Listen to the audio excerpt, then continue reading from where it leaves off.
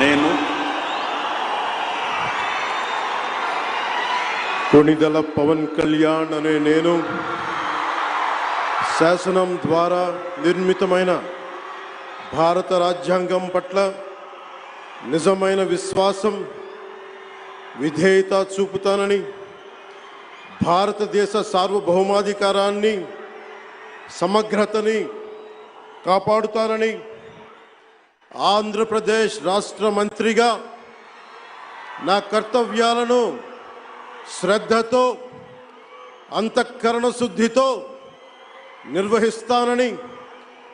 భయం కానీ పక్షపాతం కానీ రాగద్వేషాలు కానీ లేకుండా రాజ్యాంగాన్ని శాసనాలని అనుసరించి ప్రజలందరికీ న్యాయం చేకూరుస్తానని దైవ సాక్షిగా ప్రమాణం చేస్తున్నాను.